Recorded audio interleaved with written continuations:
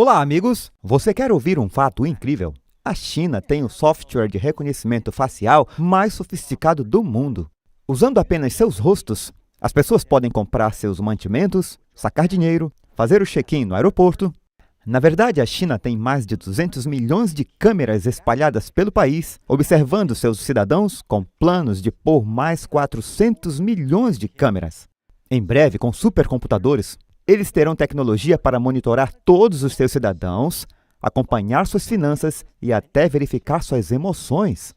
Parece ficção científica, mas está acontecendo agora.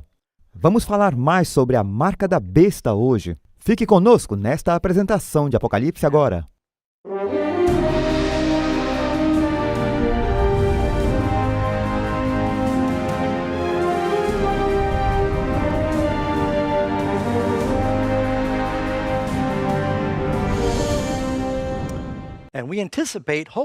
Espero que haja muitas perguntas sobre o assunto desta noite, que trata do assunto da marca da besta. E como sempre, gostamos de sair na rua e descobrir o que algumas pessoas têm a dizer. Levamos nossas equipes de filmagem para várias grandes cidades na América do Norte. Apenas paramos as pessoas na rua e começamos a fazer perguntas bíblicas. Desta vez perguntamos o que eles pensavam ou sabiam sobre a marca da besta. Vamos conferir. The mark of the beast. I've never even heard of that. I've never heard of Mark of the Beast. So I have to be honest and say I'm not sure what the mark of the beast really represents. It's something that will mark you as a person who belongs to this world. You will not be able to buy or sell or trade or do anything without it. There will be a requirement that everybody have this Mark of the Beast. And if they don't, they will not be able to buy things. It was supposed to be some futuristic thing like this chip that we're supposed to all get soon. I was told, growing up, I was told that that is going to happen and that's going to be the mark of the beast. And if you get that, then you're definitely going to hell. I've heard that it's tattoos. I've heard that it's, a 666 somewhere on your body. I've heard that it's a freckle or a mole. One of the marks of the beast is like the 3 6s, which is 666. The devil's numbers. So I actually refrain from saying 666. Every time I see them, I look away. 666 for me has to do with the devil and hell. Obviously, easy one here. I think that just means evil, devil, anything surrounding that. It's the devil's number. Everything bad. So usually when there's a horror movie, 666 is involved, or a pentagram and other stuff. Bem, aí está, amigos. Você tem de tudo, desde nunca ouvi falar antes até algumas respostas bem concisas e intuitivas. Vamos à Bíblia para descobrir o que a palavra de Deus tem a dizer. Agora, na primeira parte desta apresentação, lemos para vocês do capítulo 13 de Apocalipse até o verso 10. Vamos agora ao verso 11. Descrevemos e identificamos a primeira besta em Apocalipse capítulo 13. Mas aí nos fala sobre outra besta. Então há realmente duas bestas quando falamos sobre a marca da besta? Realmente é uma confederação dessas duas bestas trabalhando juntas. Verso 11 de Apocalipse 13. E vi outra besta subir da terra. E tinha 2 chifres como um cordeiro. Cordeiro é coisa boa. Mas falava como um dragão. E exerce todo o poder da primeira besta na sua presença. E faz que a terra e os que nela habitam adorem a primeira besta, cuja chaga mortal fora curada. E faz grandes sinais, de maneira que até fogo faz descer do céu à terra à vista dos homens. E engana os que habitam na terra com sinais que lhe foi permitido que fizessem em presença da besta, dizendo aos que habitam na terra que fizessem uma imagem à besta que recebera a ferida da espada e vivia. E foi-lhe concedido que desse espírito à imagem da besta, para que também a imagem da besta falasse e fizesse que todos os que não adorassem a imagem da besta fossem mortos. E faz que a todos, pequenos e grandes, ricos e pobres, livres e servos, recebam um sinal na sua mão direita ou nas suas testas, para que ninguém possa comprar ou vender, exceto aquele que tiver o sinal, ou o nome da besta, ou o número de seu nome. Aqui há sabedoria. Aquele que tem entendimento, calcule o número da besta, pois é o número de um homem. E o seu número é 666, 666. Certo. Com esse pano de fundo, vamos ao estudo. Lembre-se que sempre precisamos usar as histórias da Bíblia para entendermos esses ensinamentos bíblicos. Vamos voltar ao início. E no início, no livro de Gênesis, nos diz que Adão e Eva inicialmente tiveram 2 filhos. Depois eles tiveram muitos filhos e filhas, você pode ler sobre isso em Gênesis 5. Mas rastreando a genealogia, os 2 primeiros filhos eram Caim e Abel. Mas eles eram muito diferentes. Como Jacó e Esaú eram diferentes, Caim e Abel eram diferentes. Caim amava trabalhar com a terra, ele gostava de cultivar. Mas Abel era um pastor de ovelhas. E nos diz que ele parecia ser um pouco mais simpático do que Caim. Mas no processo de tempo, ambos trouxeram ofertas ao Senhor. Agora o Senhor havia estabelecido o sistema de sacrifício. Quando Adão e Eva saíram do jardim, você lembra que eles tentaram cobrir sua nudez com folhas de figueira e Deus disse, isso não serve. E ele lhes deu mantos de pele. E, obviamente, algo teve que morrer para cobrir sua nudez. E foi quando o Senhor estabeleceu o sistema de sacrifício. Apocalipse nos fala sobre o cordeiro morto desde a fundação do mundo. Então eles sabiam que sempre que ofereciam um cordeiro simbolizava o dia em que o Filho de Deus, o Cordeiro de Deus, Jesus, viria e morreria pelos nossos pecados e pelos pecados do mundo. Assim, tão doloroso quanto isso foi quando Abel obedeceu. E diz, ele trouxe o primeiro penhor de seu rebanho e colocou sobre o altar. E Caim decidiu que talvez fosse um negócio confuso. Ele disse, você é um pastor, traga suas ovelhas. Como eu sou um agricultor, eu trago frutas. Então ambos construíram altares e fizeram uma oferenda a Deus. E Abel disse, você deveria fazer o que Deus nos diz para fazer. Caim disse, não estou nem aí. E fogo desceu de Deus e aceitou a oferta de Abel. Porém, nada aconteceu com a oferta de frutas ou verduras de Caim, exceto moscas. E Caim ficou bravo com seu irmão. E a Bíblia nos diz que eles tiveram algumas discussões sérias, ele ficou ressentido. Abel tentou argumentar com ele e dizer, nós só temos que obedecer a Deus. O próprio Deus disse a Caim, o pecado jaz à tua porta. Mas ele endureceu o coração. E finalmente a discussão chegou a tal ponto, você lê em Gênesis 4, verso 8, falou Caim com seu irmão Abel, e Caim se levantou contra seu irmão Abel e o matou. Matou seu irmão. Então Deus disse a Caim, a voz do sangue de teu irmão clama a mim desde a terra. E o Senhor colocou uma marca em Caim para que ninguém que o encontrasse o matasse. Portanto, bem aqui no início você nota a verdadeira e a falsa adoração. Forma de adoração de Deus, forma de adoração do homem, adoração feita pelo homem. Aquele que está adorando errado persegue aquele que está adorando certo e finalmente o mata. Há um decreto de morte e ele recebe uma marca. Então, com esse cenário, você pode ver ecos disso por todo o caminho de volta no livro de Apocalipse, no final da Bíblia. E isso deve preparar o terreno para a nossa primeira pergunta. Temos várias perguntas. Temos muito material e ore por mim enquanto eu prego e eu vou tentar ser o mais claro possível com o que pode ser um assunto simples, mas há muito para ser compreendido. Nossa primeira pergunta. Quem será protegido durante as 7 últimas pragas?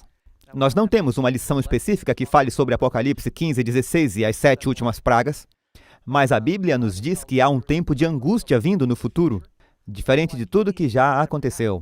Jesus diz isso em Mateus 24, Lucas 21, Marcos capítulo 13, em Daniel capítulo 12, fala de um grande tempo de angústia.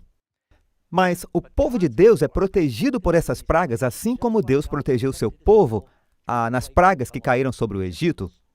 Diz em Apocalipse capítulo 7, e de fato eu gostaria de abrir e ler para você da Bíblia. Se você tem uma Bíblia, junte-se a mim. Vá para Apocalipse capítulo 7, verso 1. E depois destas coisas vi 4 anjos que estavam sobre os 4 cantos da terra. Eles não acham que a terra era quadrada. Isso significa as 4 direções, norte, sul, leste e oeste.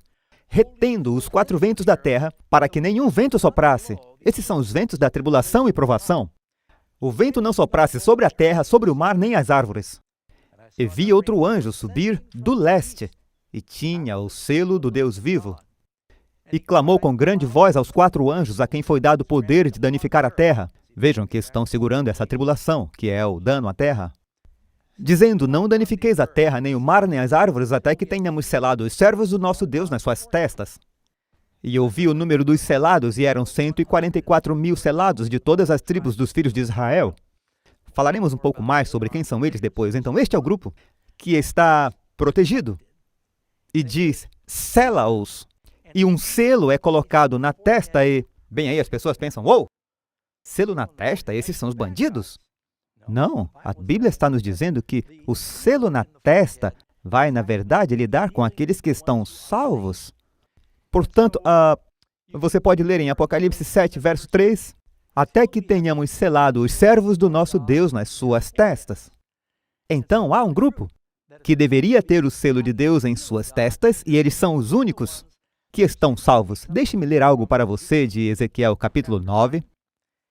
E todos automaticamente acham que os que estão selados são os que vão sofrer? Veja isso. Vá para Ezequiel 9, descreve os 6 anjos destruidores que vão passar pela terra de Israel. Capítulo 9, verso 3, diz: E a glória do Deus de Israel se levantou de sobre o querubim, sobre o qual estava indo até a entrada do templo, e clamou ao homem vestido de linho, que tinha o tinteiro de escrivão em sua cintura, e disse-lhe o Senhor: Passa pelo meio da cidade, pelo meio de Jerusalém, e põe um sinal nas testas dos homens que suspiram e gemem por causa de todas as abominações que se cometem no meio dela. E ao outro disse ele, ouvindo eu: Passai pela cidade após ele e mata. Não poupe o vosso olho, nem se compadeça. Matai velhos, jovens, virgens, meninos e mulheres, até exterminá-los. Mas a todo homem que tiver o sinal, não vos chegueis. Então aqui está este grupo em Ezequiel, que vai receber uma marca. E são os marcados que, na verdade, estão salvos. Então, acabamos de ler em Ezequiel, que fala de um grupo que está marcado, mas eles são os mocinhos. Eles estão salvos? Naturalmente, todos acham que se há uma marca, isso quer dizer, não quero receber uma marca nos últimos dias. Mas todo mundo será marcado em Apocalipse. Ou você terá o selo de Deus nos últimos dias, ou terá a marca da besta. Então, de volta ao nosso estudo, então queremos o bom selo. O que é o selo que os justos têm em suas testas?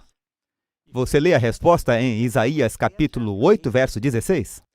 Liga o testemunho, sela a lei entre os meus discípulos. Está nos dizendo que os discípulos do Senhor têm o selo, sela a lei. Então, há algo na lei que contém um selo. Também vamos descobrir o que é o selo. Diz, o selo de Deus contém 3 coisas. O que eu fiz foi colocar um selo aqui na tela, eu apenas tirei isso da internet. É o selo da Colômbia Britânica, e eles estão sob o Império Britânico, é claro, e diz Elizabeth II. A propósito, o reinado mais longo na história da Inglaterra, Elizabeth II, a rainha, Canadá. Todos os selos contêm 3 componentes. Eles têm o território, o nome e o título. E você tem vários selos na Bíblia. Havia um selo que foi colocado no túmulo de Jesus por Pôncio Pilatos, dizia: Pôncio Pilatos, governador, Judeia. Havia um selo que foi colocado na Cova dos Leões, quando Daniel foi jogado lá, e dizia: Dario, rei Medo-Pérsia. Portanto, todos os selos conterão esses 3 componentes. Então, onde diz, ligue o testemunho, sela a lei entre meus discípulos, onde encontramos o selo de Deus na lei de Deus? Você pode olhar aqui, na verdade eu tenho na tela. Qual dos 10 mandamentos contém todos os elementos ou componentes que se encontraria em um selo? Porque em 6 dias fez o Senhor os céus e a terra, o mar e tudo o que neles há. Então aí está. O Senhor, esse é o seu nome, Jeová, fez. Ele é o Criador, o mantenedor dos céus e a terra, todo o cosmos do universo. Seu nome, seu título, seu território está no centro da lei de Deus. Antes de prosseguirmos, eu posso tentar antecipar um pouco do que alguns de vocês podem estar pensando. O selo de Deus não é o Espírito Santo? Sim. Diz, não entristeçais o Espírito Santo com o qual fomos selados para o dia da redenção, no livro de Efésios. Creio que há 2 lugares que falam sobre ser selado com o Espírito Santo. E eu acho que todo mundo sabe que quem quer que tenha a marca da besta, de quem é o Espírito? Do diabo. Quem tem o selo de Deus, de quem é o Espírito? O Espírito de Deus. Então, essas coisas são óbvias. Estamos procurando por algo ainda mais profundo que isso. É alguma coisa que será evidente na vida. Há uma diferença distintiva. O mandamento do sábado. O mais longo dos 10 mandamentos. No meio da lei de Deus, o único mandamento que começa com lembra-te. E é o único mandamento que... Espera, eu vou configurar isso. Eu compartilhei com vocês um tempo atrás. No planeta você tem a Terra Santa. E na Terra Santa você tem a Cidade Santa, Jerusalém. Israel é a Terra Santa. E na Cidade Santa você tem o Monte Santo, Monte Sião, no qual você tem o Santo Templo. E no Santo Templo há o Santo Lugar. E ao lado do Santo Lugar se tem o Interior Santo, o Santo dos Santos. E no Santo dos Santos tem a Arca Sagrada. E na Arca Sagrada tem a Santa Lei. Começaram a entender a imagem? Na Santa Lei você tem a palavra santo uma vez. Então, no meio da lei está o mandamento do sábado. Diz que você deve mantê-lo santo. E por que isso é tão importante? Se você está vivo agora é por causa do tempo. Se você não tem tempo, você não vive. Existimos no tempo. Deus dedicou um dia no tempo para adorá-lo e dedicar a Ele. Para algumas pessoas é mais fácil fazer uma doação para a igreja do que dar a Deus seu tempo. E Deus está dizendo, se você me ama, então me mostre. Dedique tempo para mim. Se alguém sempre diz a uma pessoa, eu te amo, mas não passa tempo com ela, você começa a se perguntar, eles se amam? Se você ama alguém, você vai querer passar tempo com ela. Deus diz, isso é um sinal desse amor. E este é o selo de Deus. Na lei de Deus, liga o testemunho, sela a lei entre os meus discípulos, está no mandamento do sábado. Agora Deus diz isso várias vezes nas Escrituras, vamos ver algumas delas.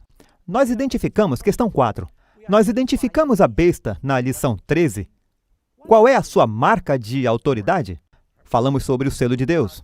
Agora, lembrem do que dissemos sobre a besta. E eu espero que você coloque o cinto de segurança, amigos. Eu vou ler algumas citações que identifiquei. A igreja, eu não consigo fazer isso em silêncio. A igreja passou por um momento de grande apostasia. Paulo disse que isso aconteceria, haveria uma queda das Escrituras. Os reformadores protestantes acreditavam que esta primeira besta, em Apocalipse 13, foi a Igreja Católica Romana. E isso inclui também algumas das igrejas ortodoxas da Europa Ocidental. Mas deixe-me dar um exemplo de algumas coisas onde houve um desvio das Escrituras. E isso não é algo que eu sonhei. Isso é o que a posição protestante tem sido. Vamos pela Bíblia, sola Escritura, ou vamos pela tradição? A Bíblia ensina que não devemos nos curvar a estátuas, é um dos 10 mandamentos. Mas a Igreja Católica Romana diz que você pode e deve se curvar a estátuas. A Bíblia ensina que todos pecaram, exceto Jesus. As igrejas católicas ensinam que Maria não tinha pecado.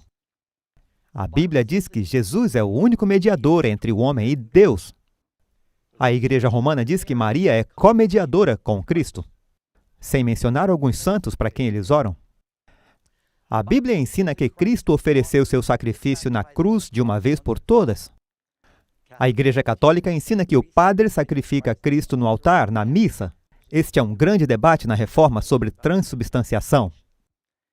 A Bíblia ensina que todos os cristãos são santos e sacerdotes. A Igreja Católica Romana diz que os santos e sacerdotes são elenco especial da comunidade cristã. A Bíblia ensina que todos os cristãos devem saber que têm a vida eterna, 1 João 5,13. A Igreja Católica ensina que os cristãos não podem e não devem saber que têm a vida eterna. A Bíblia ensina que não devemos chamar nenhum líder religioso de pai. Jesus disse isso em Mateus 23. A Igreja Católica Romana ensina que podemos chamar padres ou o Papa de pai. A Bíblia ensina a não rezar em vã repetição. Jesus disse em Mateus 6:7. A Igreja Católica ensina as pessoas a rezar o Pai Nosso e a Ave Maria de forma repetitiva. A Bíblia ensina a confessar pecados a Deus porque somente Deus pode perdoar pecado. Isaías 43, Lucas 5:24. A Igreja Católica diz que você deve confessar seus pecados aos padres por perdão. Os ensinamentos do purgatório, do limbo, orações para os mortos não são encontradas nas Escrituras, mas são relíquias do paganismo. Então, são apenas alguns pontos altos em que a Igreja, e eu quero reiterar o que eu disse se você não ouviu nessa manhã, haverá um monte de católicos romanos no céu. E ser membro da Igreja por si não é o que salva uma pessoa. E há muitas pessoas dedicadas a Deus em muitas crenças cristãs diferentes, eu quero deixar isso bem claro. Mas há apenas uma Bíblia. Só existe uma verdade. A Bíblia diz que a verdade vos libertará. Então, cada divergência da verdade escraviza as pessoas, em parte ou no todo. Precisamos saber o que a Bíblia ensina sobre isso. Portanto, identificamos o que era a besta em nossa apresentação esta manhã. Agora vamos descobrir o que eles afirmam ser sua marca de autoridade, conforme seus próprios escritos. Eu frequentei a escola católica. E eu nunca fui confirmado como católico, eu só fui porque eles tinham uma boa educação. E se você for a uma igreja católica e quiser ser catequizado, eles te levam para o catequismo. Esse é um formato de perguntas e respostas, é um bom método de ensino, nós usamos aqui.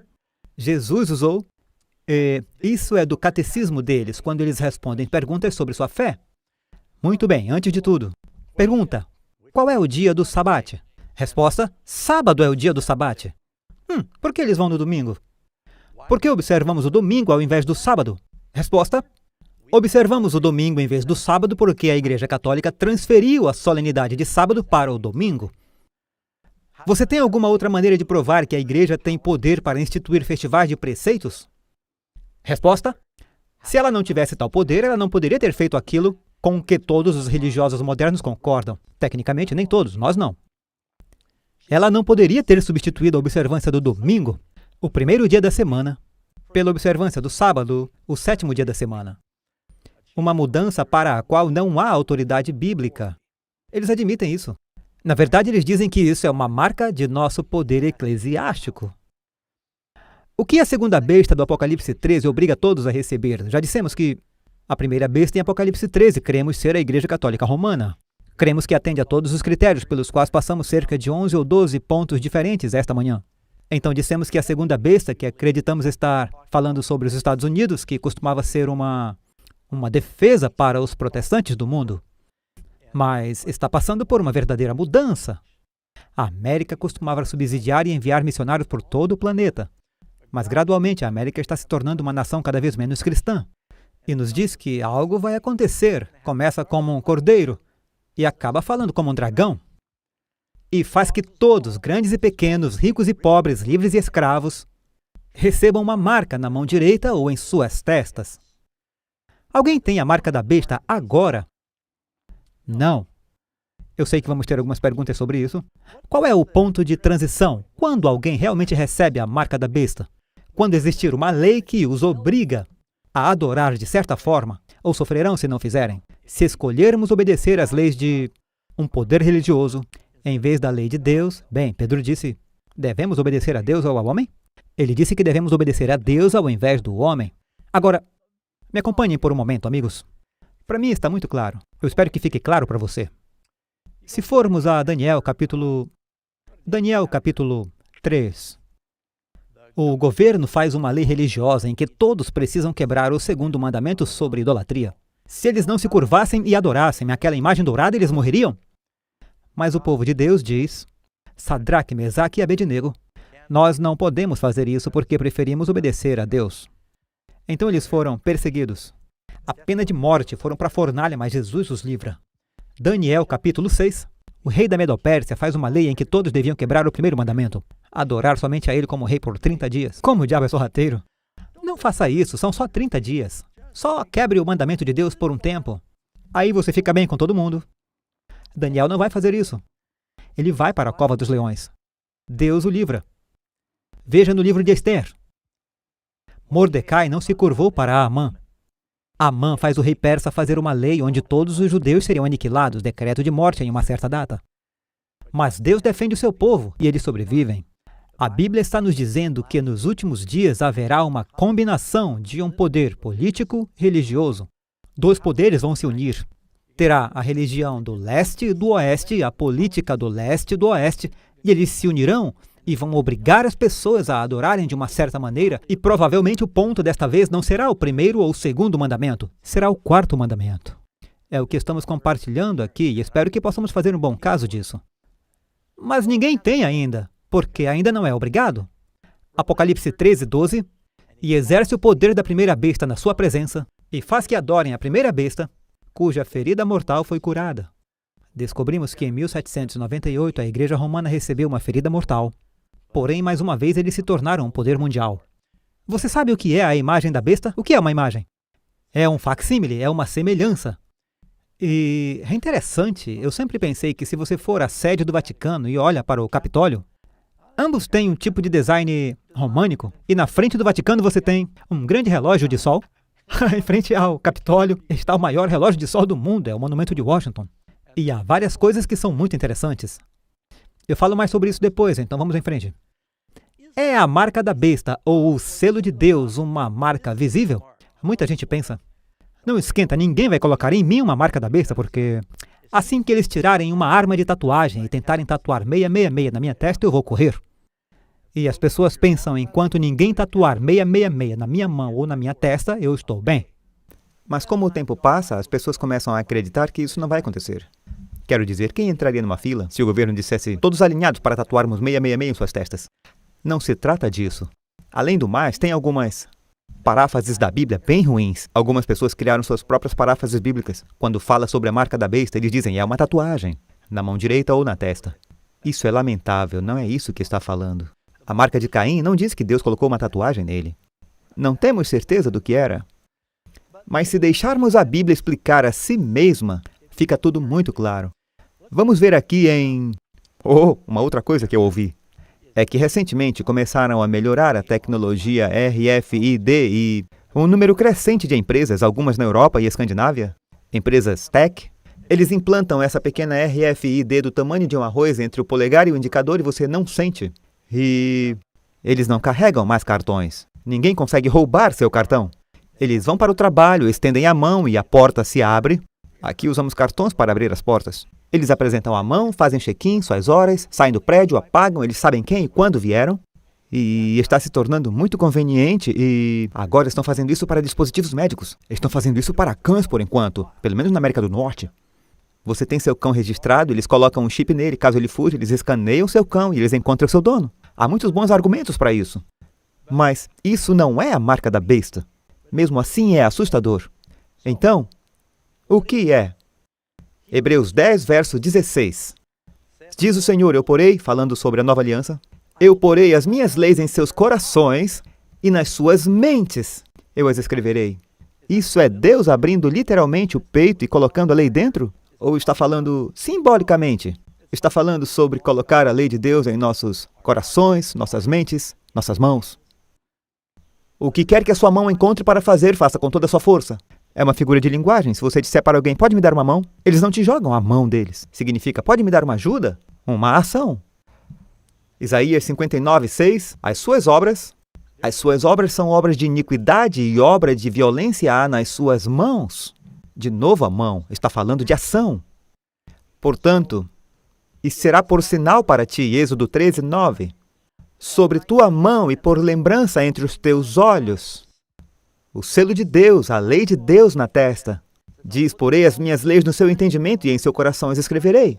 Agora, deixe-me ler. Bem, eu posso citar para vocês em Deuteronômio capítulo 6. Lá nos diz, estas palavras que hoje te ordeno estarão no teu coração. As ensinarás diligentemente aos teus filhos, quando deitares, quando levantares, quando entrares, quando saíres. Atá-las-ás por sinal na tua mão, e elas estarão na testa entre os teus olhos. Amigos, é muito simples. Se você não tem a lei de Deus escrita na sua testa ou na sua mão, deixe-me ler mais alguns versos. Muitas pessoas se confundem com isso, mas há muitos versos a respeito. Veja em Êxodo, capítulo 13, verso 9. E te será por sinal sobre a tua mão, e por lembrança entre os teus olhos. Em hebraico, entre os olhos quer dizer testa. No Novo Testamento, em grego, diz testa. As pessoas não estão fazendo a conexão, é a mesma linguagem. Na mão e na testa, a lei de Deus deve estar em nossas ações e na nossa adoração, nos dois. Deixe-me levá-lo ao verso 16, Êxodo 13, 16. E será isso por sinal para ti sobre a tua mão e por frontais entre os teus olhos. Porque com mão forte o Senhor nos tirou do Egito. Na verdade, eu acho que por 4 vezes nos escritos de Moisés diz na mão, na testa, na mão, na testa. Em nenhuma dessas vezes é literal.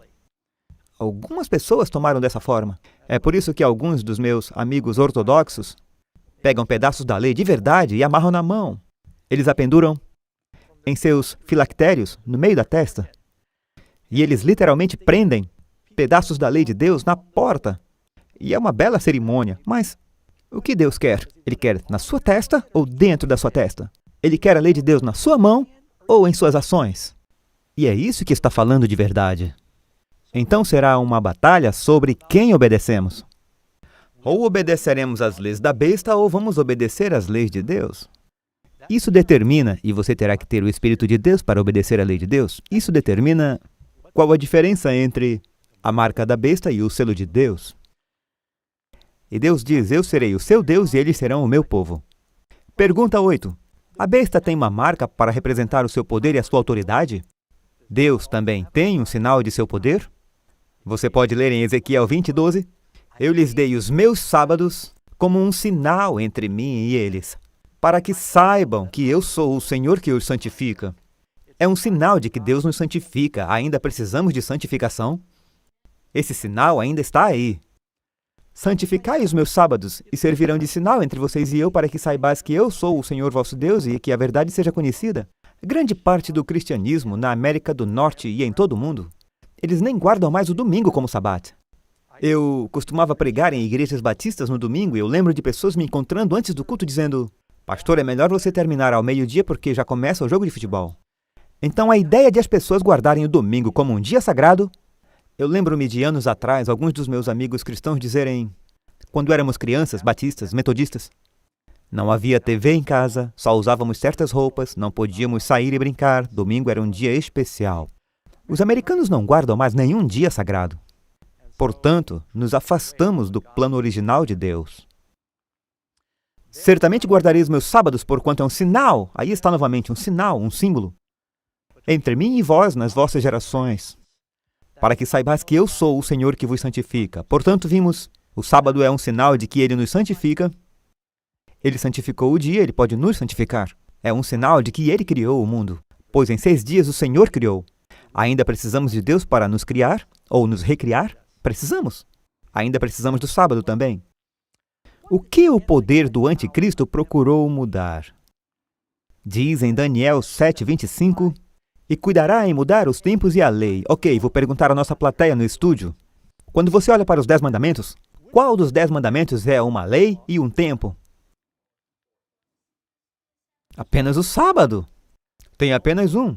Então isso deve reduzi-lo rapidamente. Diz que o poder da besta agiria como se tivesse essa autoridade. Agora isso é dos próprios escritos da Igreja Católica. Eu não sou muito bom em latim, é o Decretal de Translate Episcopi Cap. O Papa tem o poder de mudar os tempos, de revogar leis e dispensar todas as coisas, até os preceitos de Cristo. Agora pense nisso. Eles dizem que o Papa tem o poder até mesmo de dispensar os ensinamentos de Cristo.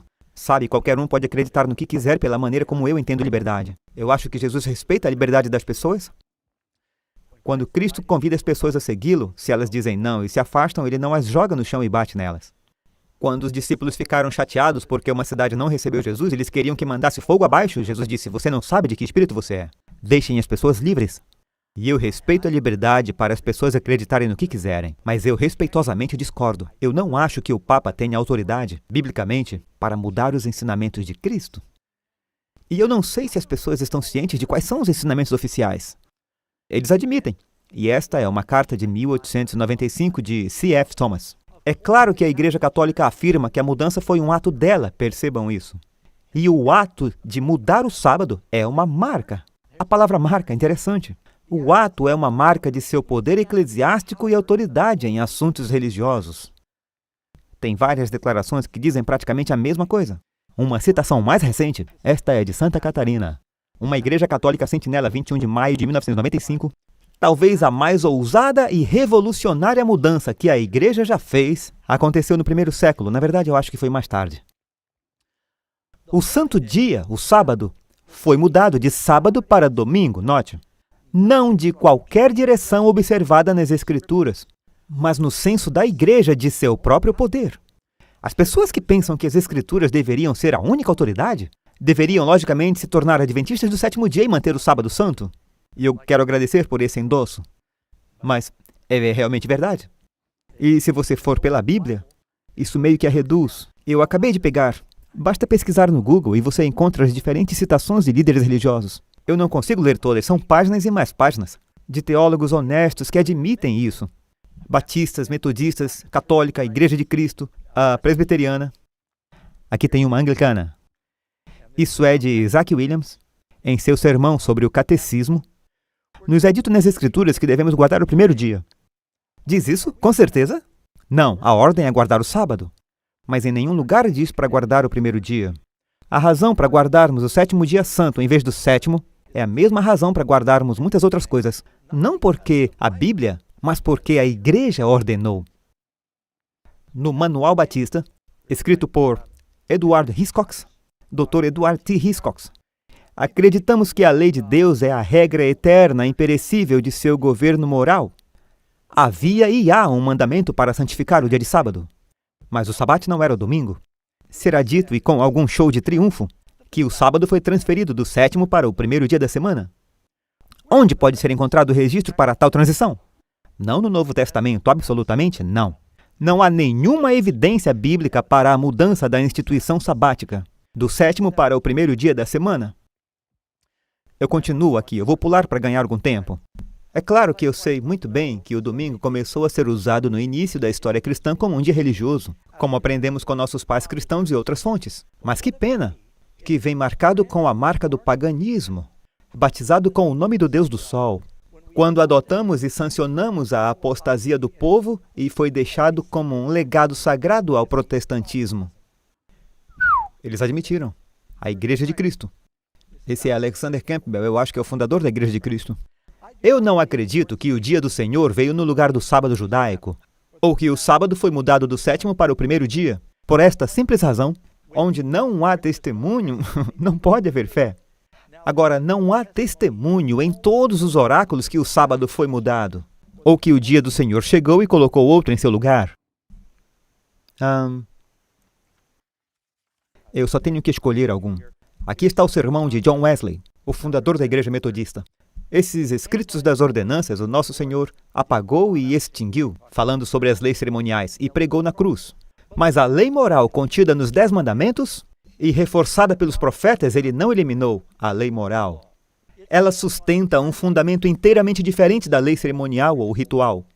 Cada parte desta lei deve permanecer em vigor sobre toda a humanidade em todas as épocas. Dwight Moody escreveu em seu livro Pesado e Achado em Falta. O sábado era obrigatório no Éden e está em vigor desde então. O 4º mandamento começa com a palavra lembra, mostrando que o sábado já existia. Quando Deus escreveu a lei nas tábuas de pedra no Sinai, como podem meros homens afirmar que este mandamento foi abolido quando admitem que os outros ainda são obrigatórios?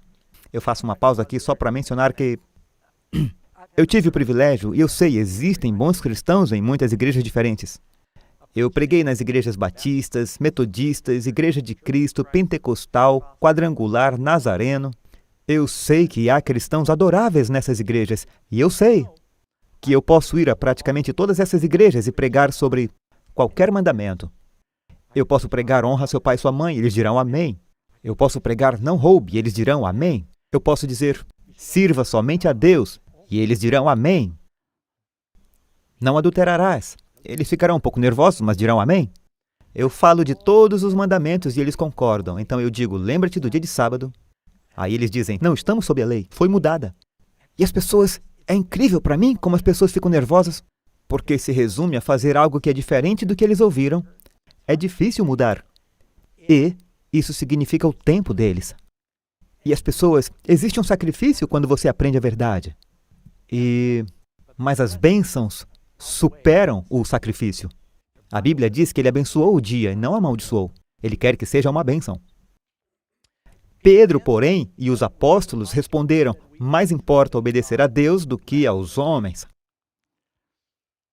Agora, só para dar um exemplo de como a Igreja Católica se afastou das Escrituras, eu pensei em mostrar isso, Washington Post, 28 de outubro de 2014. O Papa Francisco disse, a evolução da natureza não é inconsistente com a noção da criação, porque a evolução requer uma criação de seres que evoluem.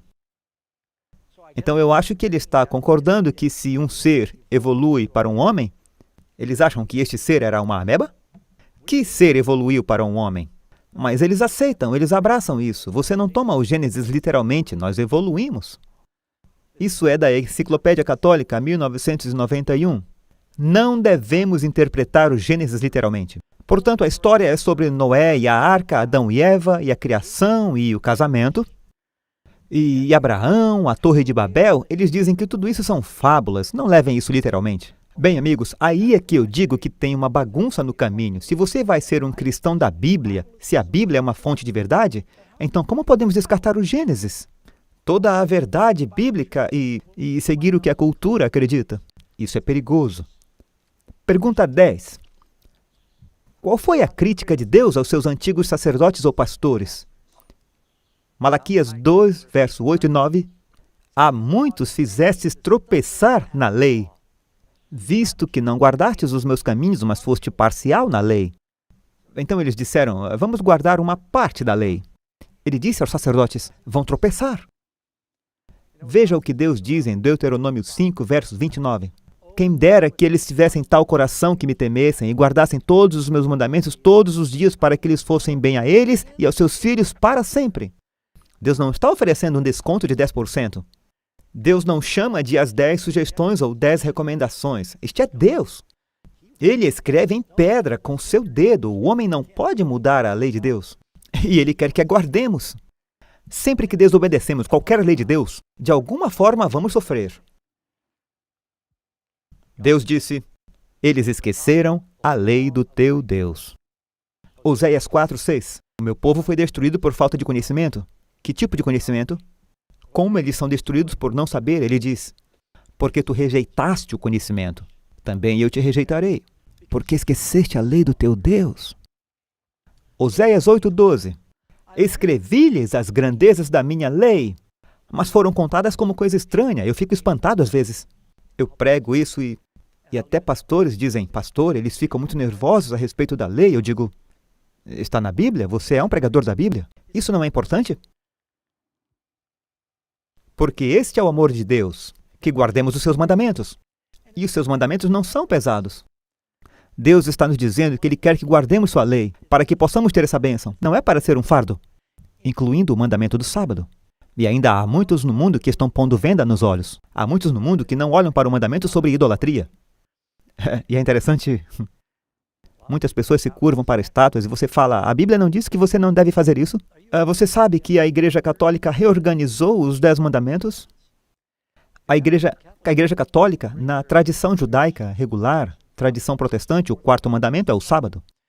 A Igreja Católica tomou parte dos 10 mandamentos que tratam da idolatria e eles fundiram este com o 1º mandamento. Daí eles só dizem, não terás outros deuses diante de mim, não tome o nome do Senhor em vão. 3º mandamento, lembra-te do sábado. Então, como eles acabam com os 10? Eles dividem o 10º mandamento em 2. Não cobice a casa do teu próximo, não cobice a mulher, nem a casa, nem as coisas. E eles estão tentando contornar aquela idolatria. Se você perguntar a eles sobre idolatria, eles dirão, bem, quando nos curvamos diante de Maria ou de um outro dos santos, não são realmente eles. Mas o que qualquer budista ao redor do mundo diria ao se curvar diante de um Buda? Você sabe que não é o Buda? Eu sei que não é o Buda. Mas nos ajuda a visualizar o Buda. Mas a idolatria, porque baixa a sua concepção de Deus. Quando você faz isso, ele diz, não faça isso. E uma das principais coisas que estamos aprendendo enquanto estudamos o Apocalipse, este poder da besta está criando uma imagem. A Bíblia é bem clara, não se envolva em idolatria. João diz, meus filhinhos, mantenham-se afastados dos ídolos. O rei da Babilônia sonhou com esse grande ídolo, mas foi esmagado. E a rocha da palavra de Deus enche toda a terra. A propósito, como Davi derrubou Golias? O que ele usou? Temos algumas crianças aqui, o que foi? Uma pedra, e onde ela atingiu Golias? Eles conseguem marcar a besta na testa. É assim que eles trazem a palavra de Deus. Que repreensão solene e específica Deus dá aos líderes religiosos em relação ao seu santo sábado. As minhas coisas santas desprezastes, e os meus sábados profanaste. Os seus sacerdotes violentam a minha lei e profanam as minhas coisas santas. Não fazem diferença entre o santo e o profano. Isso não acontece apenas na Igreja Católica, mas em muitas instituições religiosas. Eles tomaram o que Deus chamou para ser santo e tornaram comum. A Bíblia nos diz que o propósito do plano de salvação não é apenas para nos fazer felizes, é antes de tudo para nos tornar santos. E não até que sejamos santos, seremos felizes. A Bíblia diz que sem santidade nenhum homem verá a Deus. E se ele tem um mandamento que diz que devemos manter santo, então isso é importante para Deus. É um dia que ele abençoou. É chamado o dia do Senhor. Não é o sábado dos judeus. é chamado o sábado do Senhor seu Deus. Em Isaías 58, ele chama o meu santo dia. E de meus sábados escondem os seus olhos, e assim sou profanado no meio deles. Como pode ser mais claro? Quero dizer, apenas ressalta o que está acontecendo em muitas igrejas cristãs hoje. Eles esconderam seus olhos dos meus sábados. E nossos profetas os cobriram com argamassa não temperada. Isso está em Ezequiel 22, 28, é outra passagem. Como está falando em fazer uma parede e esquecer de colocar o concreto e argamassa. E como eles fazem isso? Profetizando vaidade, adivinhando-lhes mentira, dizendo, assim diz o Senhor, sem que o Senhor tivesse falado. E dizendo às pessoas que elas podem ignorar o mandamento do sábado. Que pecado específico Deus ordena que seus líderes denunciem? Clama em alta voz. Não te detenhas, não poupe, clama em voz alta, levanta tua voz como uma trombeta e anuncia ao meu povo a sua transgressão. Eu sei que, pregando essa mensagem, eu fiz alguns inimigos. Eu tenho amigos que são líderes em igrejas cristãs em todo o país e eu posso nomeá-los. E alguns deles são amigos, outros, quando me veem, sequer apertam minha mão. Eles me conhecem, eles viram nossos programas. E isso criou problemas nas suas igrejas, e eu sinto muito por isso, mas eu não posso esconder a verdade. E eu tenho amigos em outras igrejas, eles dizem, Doug, eu discordo de você, mas eu respeito que você esteja defendendo o que você acredita. A conclusão é que eu sou como todo mundo, eu gostaria de ser apreciado. Eu prefiro que as pessoas gostem de mim, do que não gostem de mim, mas, em última análise, no julgamento eu tenho que responder a Deus. E eu não quero que o Senhor fique descontente comigo. Jesus disse que João Batista foi um dos maiores profetas porque não teve vergonha de falar. Ele chamou os líderes religiosos em sua época, ele disse, vocês são víboras, e os alertou para fugir da ira vindoura, porque vocês estão ensinando mentiras para o povo. Ele disse ao rei Herodes, é contra a lei de Deus você possuir a esposa do seu irmão. Bem, era preciso muita audácia e coragem para ele dizer isso. Isso lhe custou a cabeça, mas Jesus disse, ele foi o maior dos profetas, porque ele teve essa coragem e ousadia, como Elias, para dizer até quando vamos hesitar entre duas opiniões. Se Baal é Deus, então sirva a Baal. Se Deus é Deus, então siga a palavra de Deus, amém? Então, isso não vai torná-lo popular, mas Deus quer que esta mensagem seja como uma alta voz que deveria sair no mundo nos últimos dias. Isaías 58, verso 1, 13 e 14. Se desviares o teu pé, aqui está uma mensagem que deve seguir. Se desviares o teu pé do sábado, de fazeres a tua vontade no meu santo dia, e chamares o meu sábado deleitoso, não é um fardo, é um deleite. O santo do Senhor, não santo dos judeus. E é honroso. Então, o que acontece se fizermos isso? Então te deleitarás no Senhor, e te farei cavalgar sobre as alturas da terra, e te sustentarei como a herança do teu pai Jacó. Porque a boca do Senhor o disse. Eu estou terminando o verso porque eu tinha memorizado esse em particular.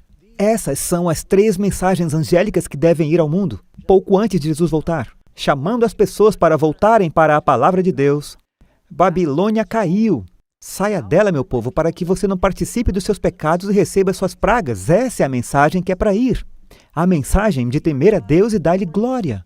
Pois vem a hora dos seus juízos e adore aquele que fez, o Criador dos céus, a terra e o mar. É um trecho do mandamento do sábado. Há uma mensagem para chamar as pessoas para... O que está acontecendo agora mesmo é que no mundo todo, por mídias como esta, a internet, temos pessoas assistindo este programa e nós somos apenas um de muitos.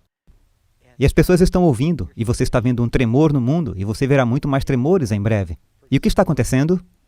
Haverá desastres naturais, eu acho que haverá problemas políticos, alguns problemas financeiros, a angústia das nações com perplexidade, o mar e a onda rugindo. Jesus disse que as pessoas vão começar a se voltar para a religião por medo.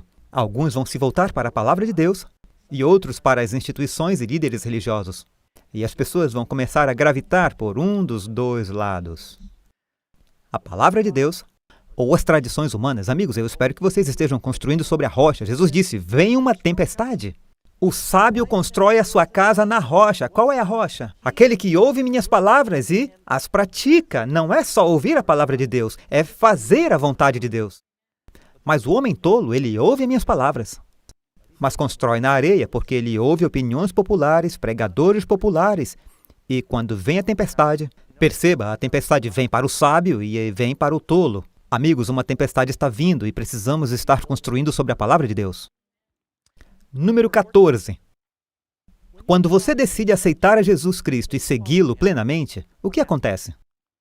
Jesus disse: "Tomai sobre vós o meu jugo e aprendei de mim, que sou manso e humilde de coração, e encontrareis descanso para as vossas almas."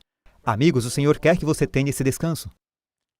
O sábado é sobre esse descanso. Agora, cada mandamento de Deus contém a letra da lei e o espírito da lei. Deixe-me ilustrar. A letra da lei diz: não assassine. Não assassinar é, na verdade, não matar. Jesus disse que o espírito da lei é não ficar zangado com seu irmão sem causa, ou você é culpado de morte. A letra da lei diz: não dê falso testemunho. O espírito da lei, Jesus disse que seu sim seja sim e seu não, não. Seja honesto e transparente em suas comunicações. Não jure falsamente. Portanto, não é só uma ação, é uma atitude. A letra da lei diz: não cometerás adultério. Jesus disse que o espírito da lei é: se você olhar para uma mulher, funcionaria nos dois sentidos. Se uma mulher olhar para um homem e cobiçar, você é culpado de adultério. Esse é o espírito da lei. A letra da lei diz: lembra-te do dia de sábado para santificá-lo. 6 dias trabalharás e farás todo o teu trabalho. Mas o 7º dia é o sábado do Senhor Deus. O espírito da lei é que vamos ao Senhor e encontramos descanso, descansamos no Senhor. Então, quando guardamos o espírito da lei, também guardamos a letra. Certamente.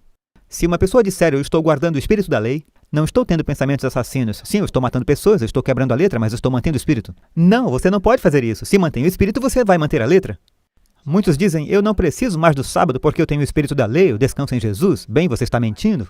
A Bíblia diz: se alguém diz eu o conheço e não guarda os seus mandamentos, é um mentiroso, e a verdade não está nele.